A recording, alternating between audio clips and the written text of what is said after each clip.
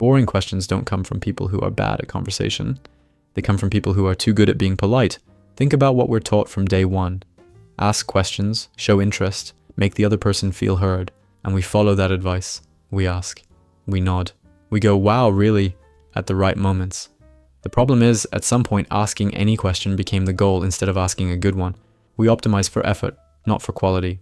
We got participation trophies for showing up to the conversation, and here's what that habit actually produces. Questions that are so safe, so expected, so perfectly inoffensive that they give the other person nothing to work with. No friction, no surprise, nothing that makes them stop and actually think. You didn't start a conversation, you ran a script. And the worst part? The other person runs their script right back at you.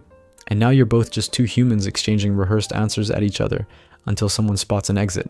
I know this because I spent years thinking I was being a good conversationalist. I was curious, I asked follow-ups, I never talked over people. And still I'd walk away from conversations with interesting people feeling like I'd left something on the table. Like I'd been right next to something real and just missed it. The issue wasn't effort, it was what I was actually asking, and why. Which means it's fixable. Very fixable, actually. Research in social psychology consistently shows that what we call chemistry in conversation isn't some type of mystical trait. It's mostly a set of learnable behaviors.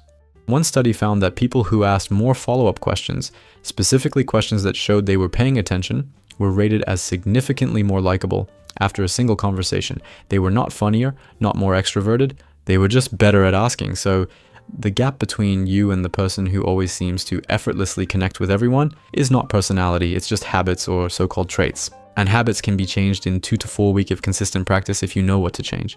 Most people walk into a conversation with an impressive person and immediately start fishing for topics. They go broad: career, city, background, goals.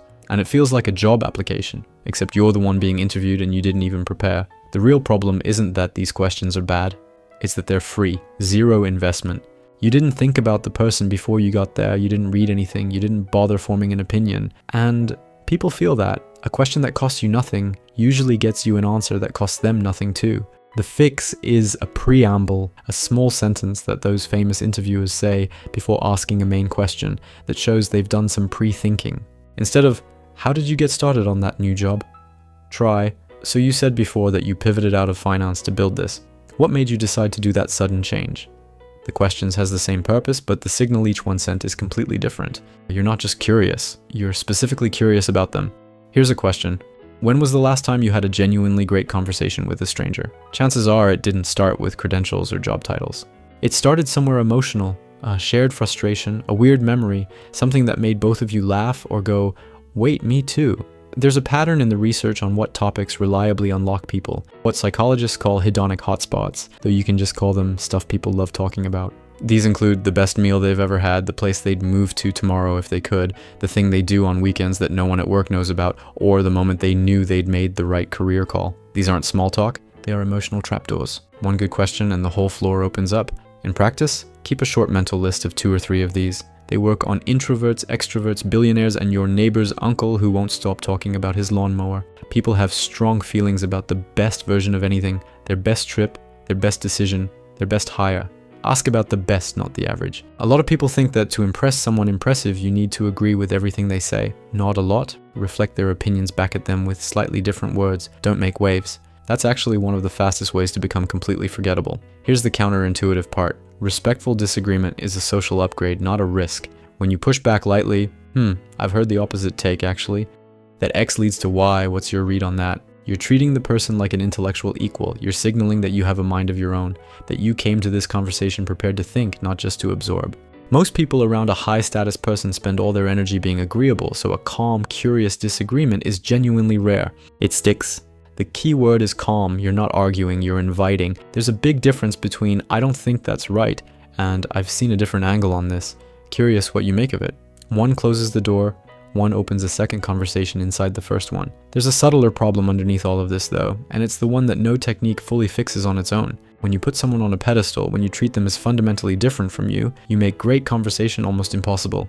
Because conversation requires 2 humans, and pedestals only fit 1. The shift that actually changed things for me wasn't a technique. It was a reminder I started giving myself right before talking to someone intimidating. This person has a bad day once a week, hates at least one coworker, and has said something embarrassing in the last 48 hours. Not to diminish them, just to bring them back to earth, to remind myself that we share more than separates us. When you operate from that place, genuinely curious about the human, not performing for the status, the questions come by themselves.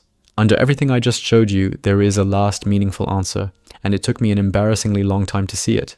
Every technique, the preamble, the emotional trapdoors, the pushback, the pedestal, has the same engine underneath. They all force you out of performance mode and into actual genuine curiosity. Every boring question you've ever asked came from the same place. You were more focused on how you were coming across than on actually knowing the person in front of you. You are performing curiosity instead of feeling it. And here's the thing, you can't fake your way out of that. No technique survives contact with genuine disinterest. But the flip side is also true. When you're actually curious, when you see the human instead of a superior being, when you stop auditioning and start exploring, the questions take care of themselves. Boring questions become almost structurally impossible because they only exist in the gap between you and the other person. Close the gap and they disappear. That's the whole game. Now you just need to actually show up. Thank you for listening.